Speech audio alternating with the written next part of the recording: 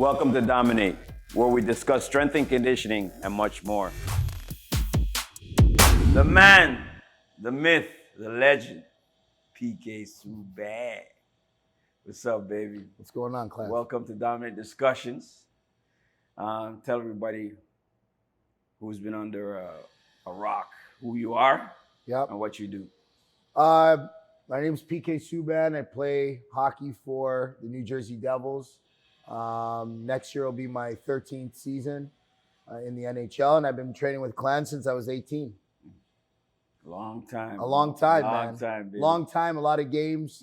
Hoping to hit my 800 game mark this season. Wow. Yeah, so I'm just over, I think, 750. Wow. So hopefully we get there this year. Wow. And just keep it going. Nice. For me, just like you said, been working with you for such a long time, watching your growth, your developments, your the trials and tribulations and so on and so forth. And, you coming back, we've had some great conversations, was it last year and then this year. And one of the biggest things that stuck out to me, watching the new generation of kids coming up, training and so on and so forth, and just watching your growth and how you've been, to me, I could be wrong, but your focus, your drive, your sacrifices,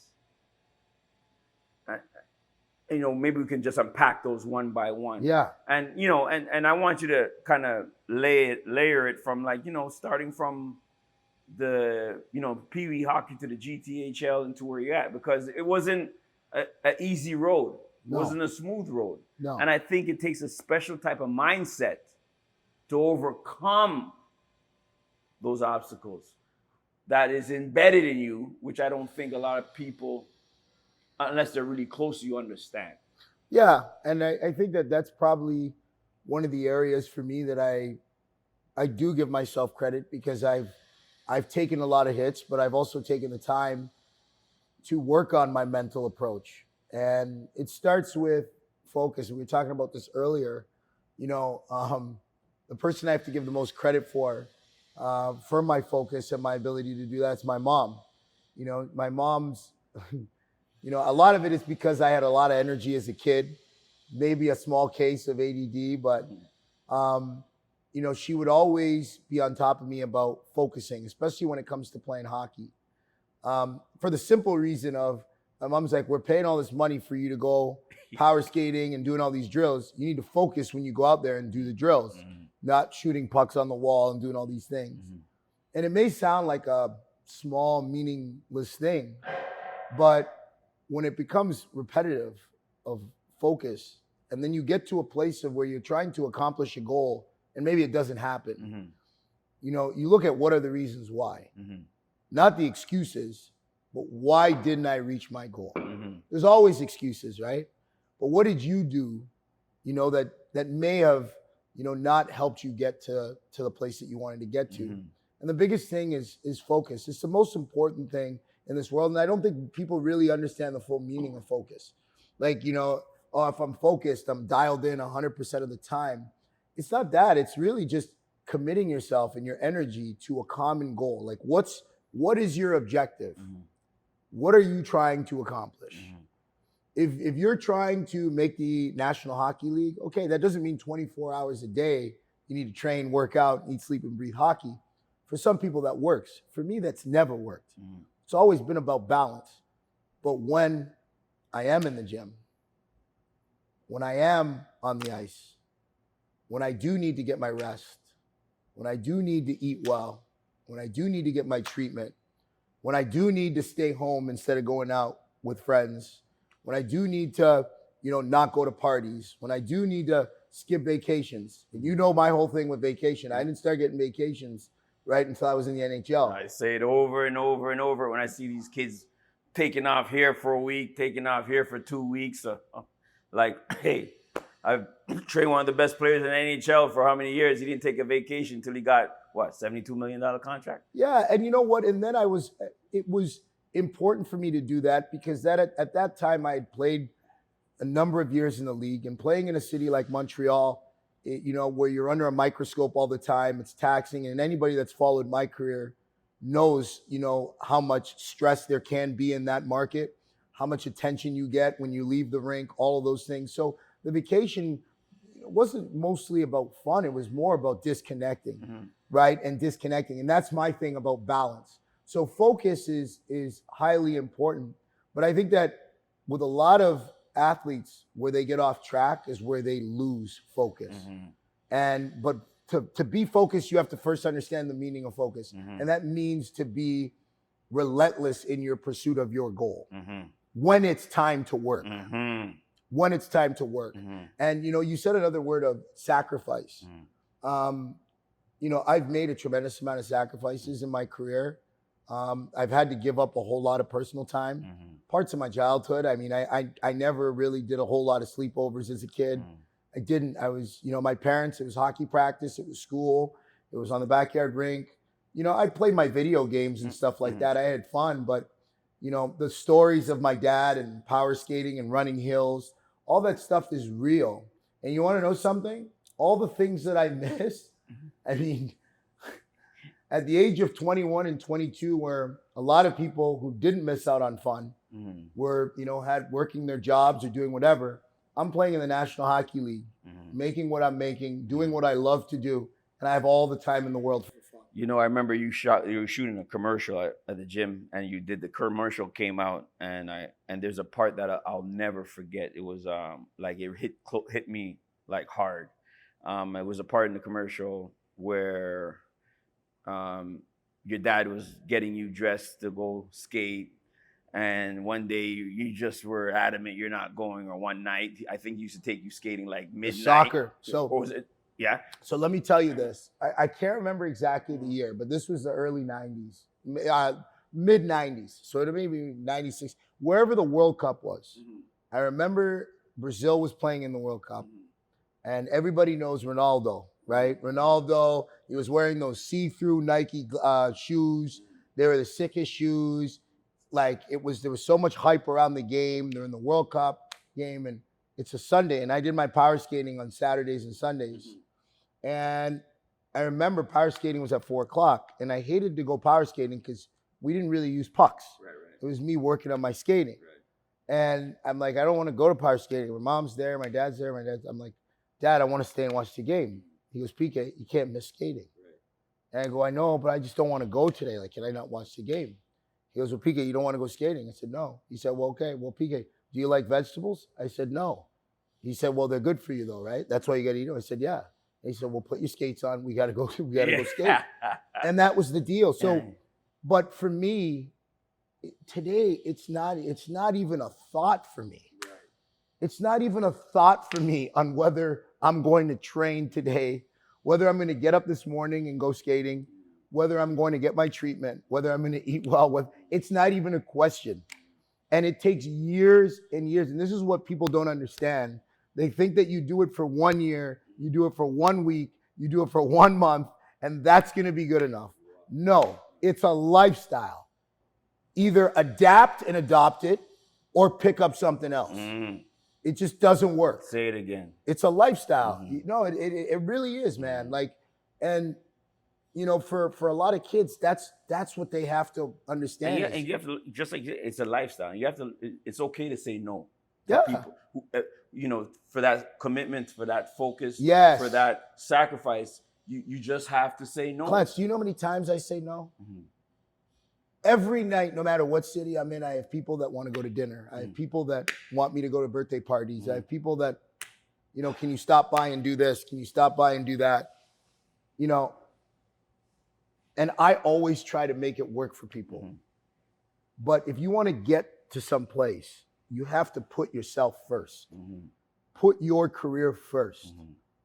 And when I say put yourself first, that means that on a Saturday night, maybe if you're nursing a little bit of an injury, something like that, maybe you stay at home Saturday. That's putting yourself first, right? Not going out, right? Maybe if you're in the gym and you don't feel that your nervous system is responding, maybe put down the PlayStation controller for a little bit, because that might be frying your nervous system. Say it again. So, like it's you have to be willing to make those decisions for yourself. And it's a difficult thing to do. It's like somebody giving you sugar your whole life and then saying you can't have it anymore. And I made that decision at 15. And because my parents were so diligent at teaching me discipline and focus, that when I turned 15, I didn't need my parents anymore to take me to the gym. And you know what? I want to go back to focus a little bit, because that, I think, I really hit on something. There's a mathematical equation that I use for focus. It's called focus times intensity equals not just productivity, massive productivity. Because what's going on is, like you said, like, you're not dialed in on hockey 24/7, but when you are dialed in, you're dialed in at such a high intensity that you're what someone can do in an hour or someone can do in 3 hours, you're doing it in an hour, because you're so focused in on that specific task or whatever that is, that environment, that your productivity is crazy. It's just like yesterday I was telling these kids, like, watching, you see how PK is working? Once you get your music, once you finish your warm-up, it's like that switch. It's from, I have to slow you down. That's PK. No. I have to say, okay, PK, slow down. It's from lift to lift to lift. What's next? And that is what people don't understand. When you can couple that energy and start applying it to different things in your life, it's impossible. There's tons of research.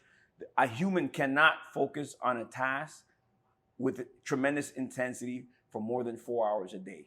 It's impossible, right? And I've to me, focus is so important for me, because I see a generation of kids coming up. They're not focused. They're not focused on the task at hand. And I've talked to different coaches about this, and so for this gym is like, that's why I love having you here. Loves you seeing you as an example and it kind of hit me when we were talking. It's like, this is like the magic to your success. It is. It's like that ability to focus, and saying that your mom was telling you that, and it's like, it's gold. So you want to know something? I don't have to explain to anybody now what I have to do to be focused. When I'm ready to lock in and train and get ready for the season, I have my sanctuary. So if every summer, I have my family here. I have a place away from my family. I have my vitamins. I have my meal prep. I have all that stuff. That doesn't mean throughout the summer that I don't have my fun. But what that means is, when I get into my room, I'm focused. Everything is organized the way that it needs to be. You also have to be willing to make adjustments. When I was 18, my training in my off season looked different than when I'm 32. Right? So you have to also have an open mind. But to have an open mind, you have to be so in tune to what your body needs and what you need to be successful. Are you a student of your craft? And that's another thing. You want to play hockey, you want to play football, you want to play golf, become a student of the game. Become a student of your craft. Learn your craft. Be educated on it. Clance, you want to know focus for me? I'm in junior. I'm taking post-secondary education at Loyalist College in Belleville before I turned pro. What did I take? I took anatomy and physiology because I wanted to understand how my body works, so that no trainer, no therapist, no anybody could tell me anything about my body that I didn't know. So that I knew that I could be my own second opinion on what's going on with my body. Now, obviously, I work with professionals to do it, but I wanted that knowledge. So do you want to learn? Focus is also wanting to learn, wanting to get better, wanting to figure out a way of, how do I become better, even better. Tiger Woods changed his swing at the height of his game, changed his swing coach at the height of his game, right?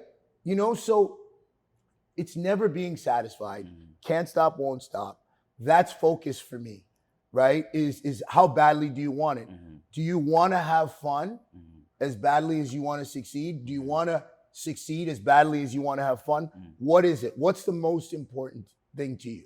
And I think there's a way to have both, but one thing has to come before the other. You have to sacrifice.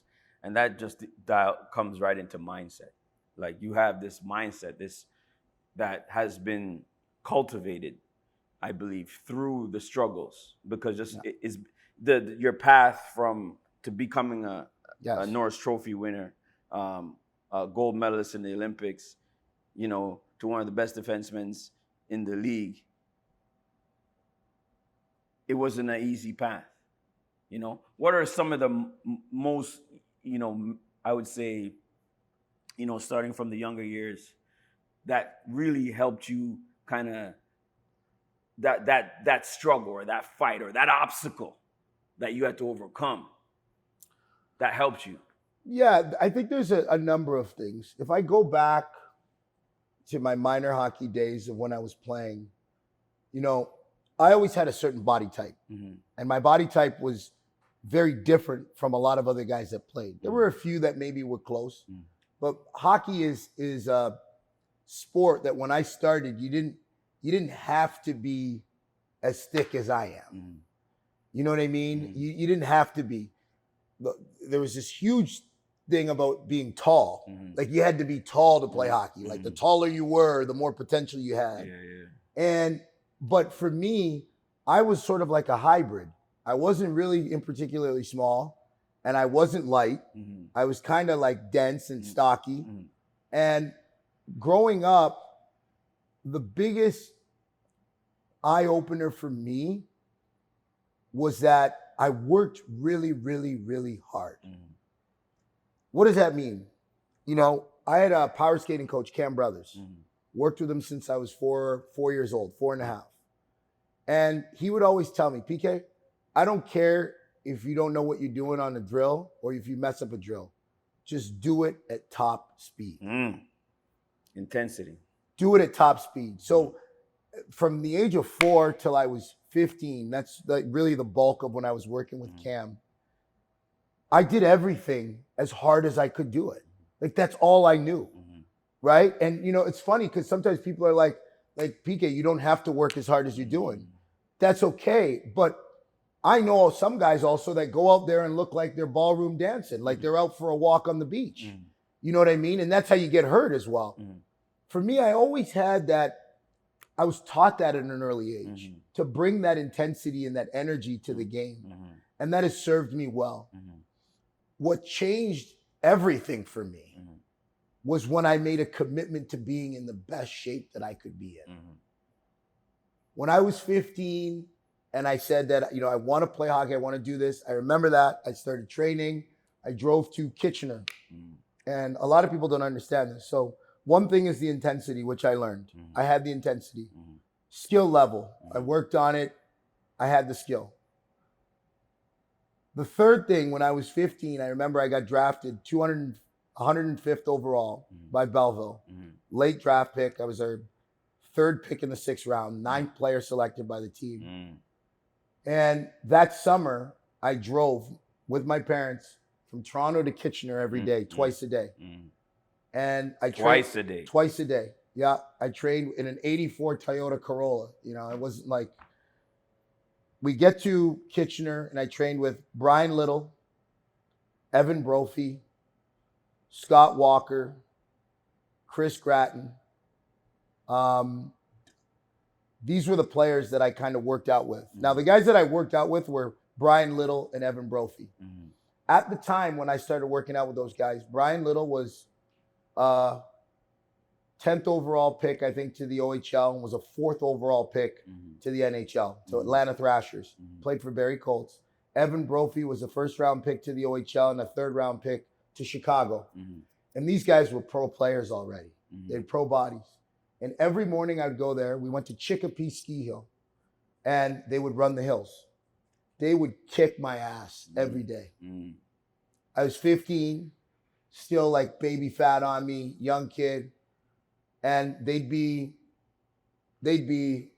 almost miles ahead of me. And I would just keep running. By the end of the summer, I kept closing on them. But for me, it was never about beating them. It was about showing them that I was never going to give up. Never quit, can't stop, won't stop. Like I would never give up. Like I was never going to stop. And, I always loved people that would laugh. People that would be like, oh, you got killed. Like, I'd love that because that's what drove me every day to want to prove to myself that I could get better. Like there's nothing better. Forget proving to anybody else. There's nothing better than proving to yourself that you can do whatever the hell you want to do. Amen to that. And the funniest thing, you know, when you finally got around to seeing me, and that's kind of what kind of annoys me about the kids, right? Like conditioning, shouldn't be my job to conditioning. When PK came to see me, this kid was in super condition. Like you were in crazy aerobic condition till I actually had to dial it back because I need this guy to be more explosive, quick first step, strong. So I think I had to cut your running a lot. 100%. And I want to touch on that quickly. So the first thing we said, what was the first thing that we said that I learned? Focus. Then it was the skill level. Yeah. Right? Then it was what's it called? The mindset. The mindset, right? Of pushing myself. So after I started training, I remember I would train with these guys and they used to kick my ass on the hill. So I'd go home back in Toronto and my parents can say, I used to jog 3 hours a day. Wow. I would do an hour and a half in the morning and an hour and a half at night. Wow. And the reason why my neighborhood in Rexdale, while people know me a lot, is because they would see me running around. So I'd run out Humberwood, run out down I'd run down 27 or Rexdale Boulevard, up around Woodbine Center. I'd cut back down by Humber College and I'd come back around.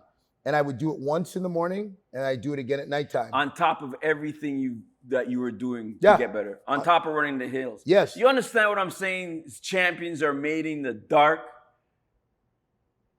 Like you took responsibility. No one told you to do that. Yeah. You did it because you want to be the best you can be. Yep. And I knew that I didn't like feeling tired. I always wanted to stand across from somebody and know that no matter what happens in the first period, in the first shift, in the end, I'm going to be there and you're not going to be there.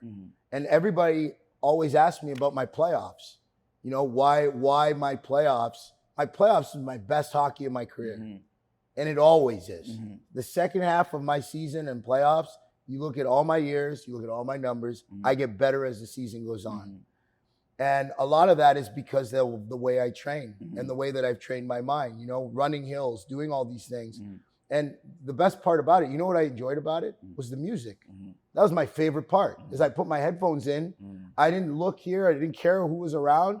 I just had my headphones in. And that pushed me mentally to know that the person across from me. So as the summer went on, I got better and got better and got better.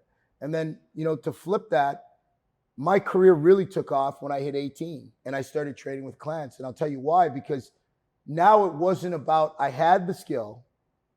I had obviously the talent. I had the focus and I had the mental makeup. And I come to Clance and he has all the tools to enhance all of those things now.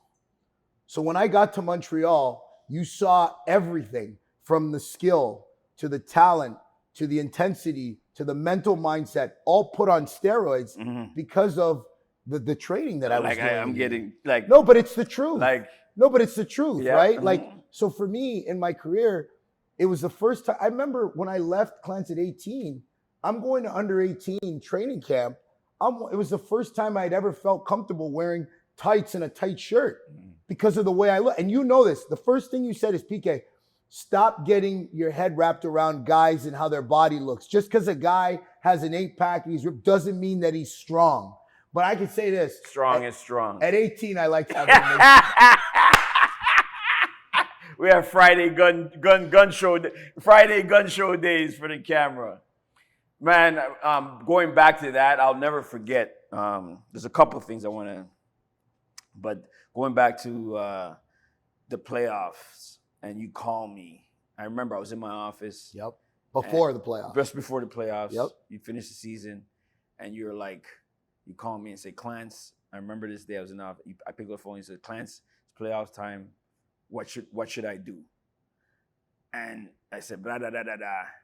And I don't know what it is, but like, everything that just like everything, like that playoffs, you were just insane. Like everything was just destroyed. Like it was crazy watching you play that playoffs. Yep. It was like a switch, just like you said. It's like you were on like you were just at another level mentally, physically, the confidence, everything was just like on fire. I'll never forget that moment. Well, I remember that year like it was yesterday because of the fact that year I had gone to the Olympics. And I remember after the Olympics, the Olympics was tough because the food was crap. You get out of shape. And this is why I talk to kids about you have to be able to make adjustments throughout your career. Because that was when I was 24. You know, to get out of shape like that at 30, 31, I may not get the same results, you know, but I could get away with it at 24. And I remember coming back and, you know, I'm going through the second half of the season. I'm saying I just got off winning a Norris Trophy. I've just had a great year again. I just won an Olympic gold medal.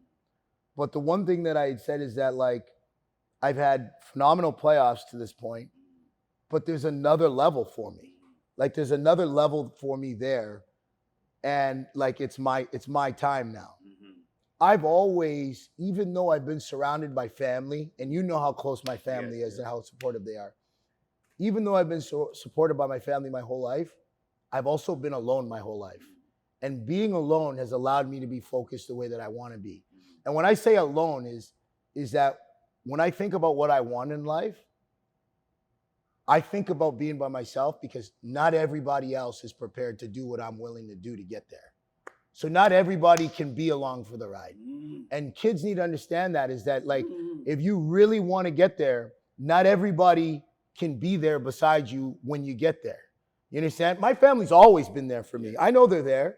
That's why I can be here doing the work that I got to do. And I'll see you guys later. But I'm here to do what I have to do. And no, all of those things shaped and molded me, man. Even when you were at Richmond doing those sled pulls, these guys think the sled pulls are hard. Imagine having 5 people come out of the TD Bank building smoking cigarettes and you're pulling a sled and the cigarettes are going up in your nose. Listen to me, I man. forgot about that. Wow, in the back alley right there. Yes. Oh my God. Yes. Wow. You know, I look back at it and I'm so happy. I'm so happy with the work, you know, and the decisions that I made, you know, and I have to give myself credit for that because 100%. It's not easy. I mean, think about it. I was riding the train. I watched somebody jump into the train, you know, one day in the summertime. I remember you told me that. Yeah. Like, I've seen some real stuff. It's crazy. You know what I mean? So it's, you know, all of that stuff builds character, but it also builds an appreciation for the work. Yeah, man. It builds an appreciation. Like I've been able to appreciate people that put in the work.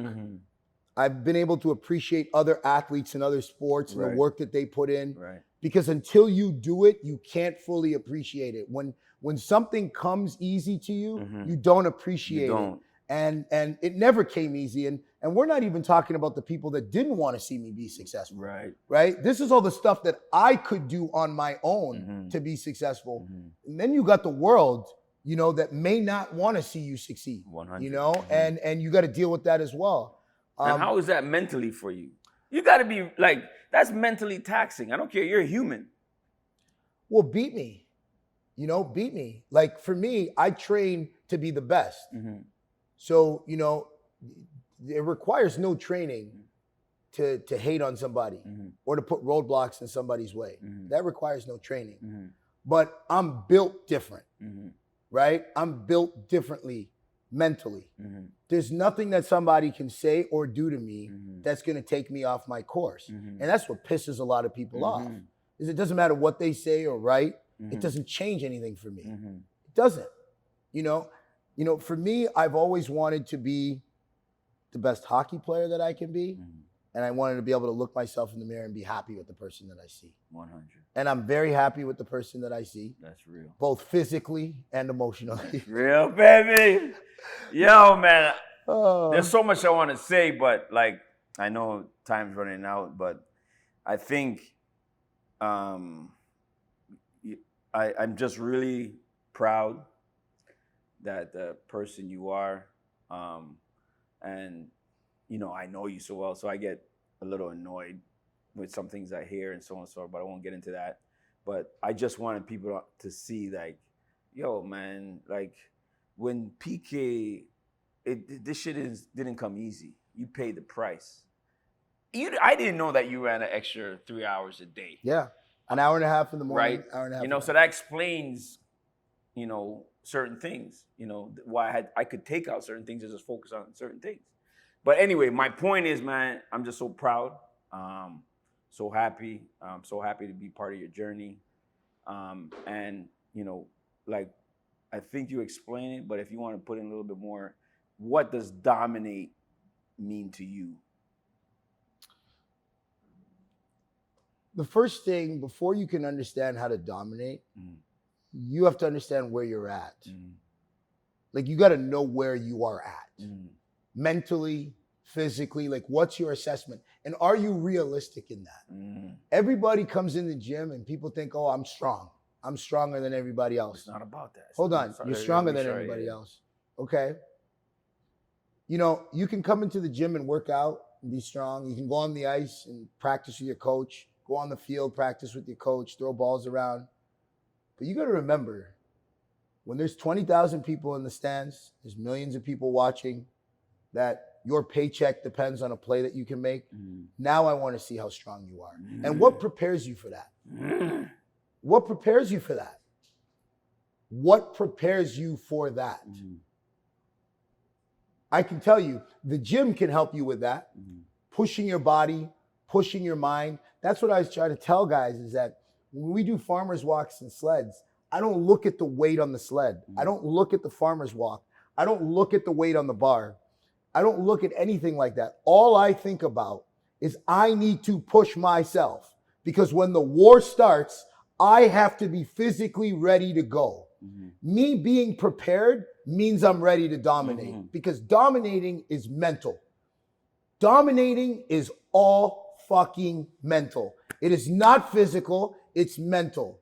Don't get me wrong. If you don't go you ain't prepared to dominate. You got to prepare your body, but it's mental. Do you know how many guys that I've seen on the ice that are the craziest athletes in the world?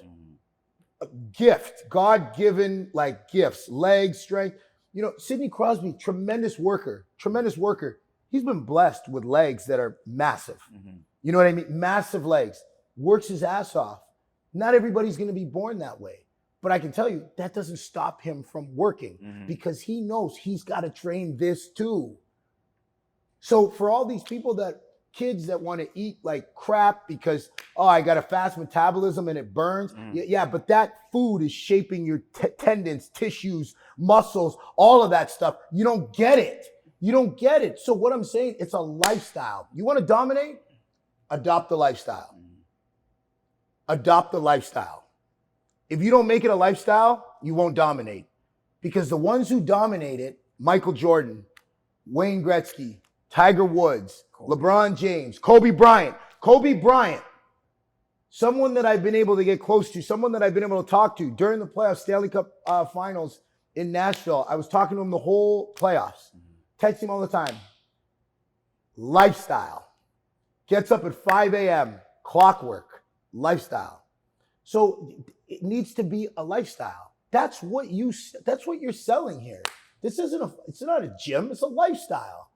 It's either you're about it or you're not. There's no room here for you. There's no room in this world in professional sports for people that want to dominate, that don't want to adopt their craft as a lifestyle. Period. End of story.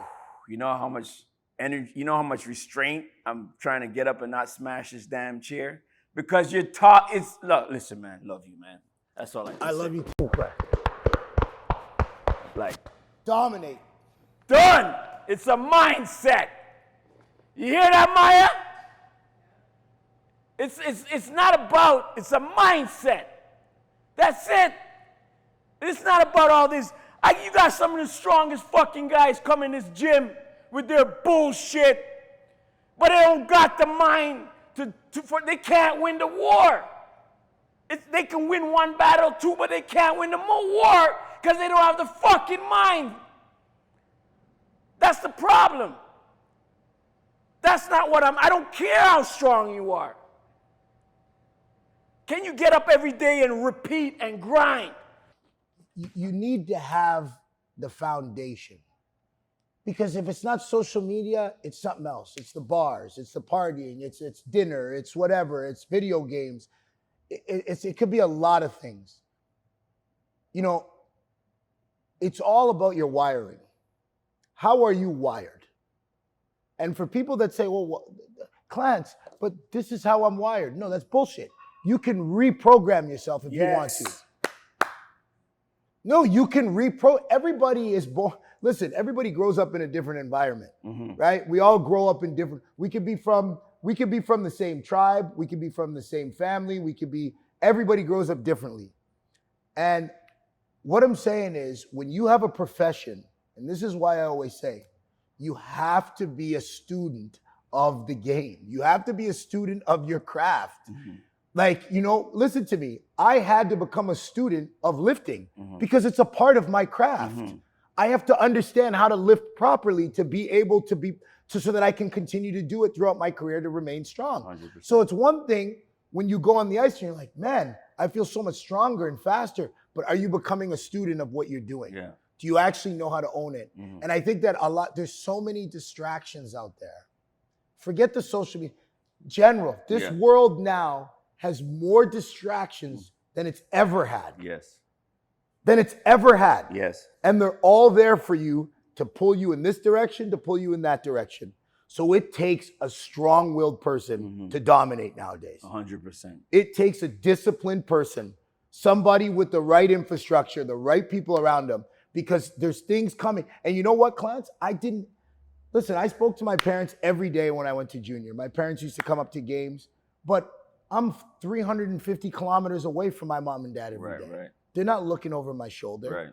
You know, there's a lot of decisions that I made, and there's a lot of decisions I didn't make. Right. And that was because of how I grew up and where I came from. Foundation. But more importantly, forget all of that. It's what I wanted. Yes. I didn't want anything to get in my way from getting there. Nothing, no matter what I did. Did I go out and have drinks? Yes. Did I go out with friends at times? Yes.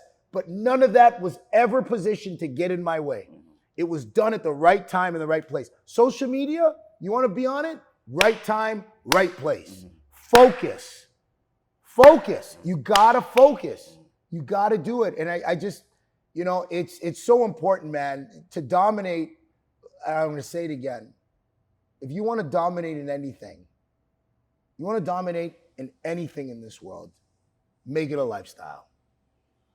Make it a lifestyle. Because not everybody is prepared to make it a lifestyle.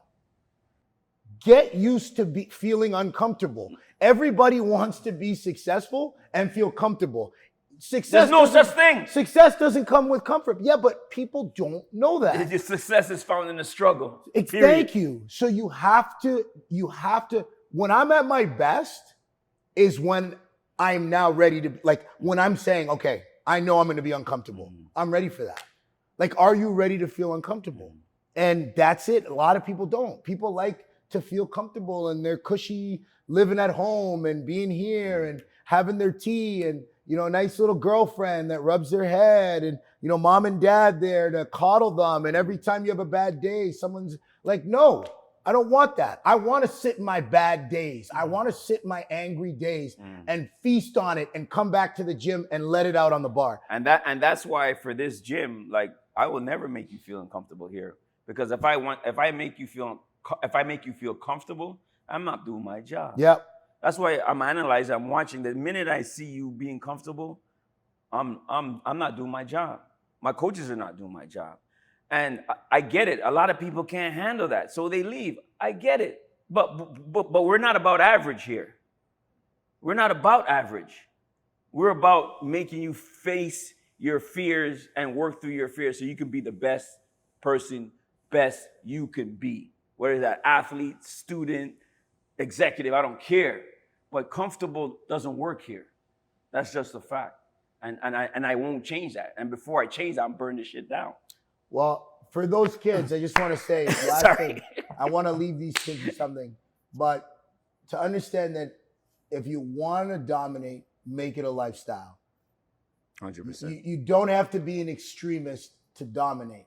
And what I mean is you don't have to be sitting around watching game tape for 24 hours. That's not what I'm saying. Make it a lifestyle. Get organized. Organize your day. Is 80% of your day fun or is it work? Is 50% of your day fun or is it work? Is 100% of your day fun or is it work? What is it?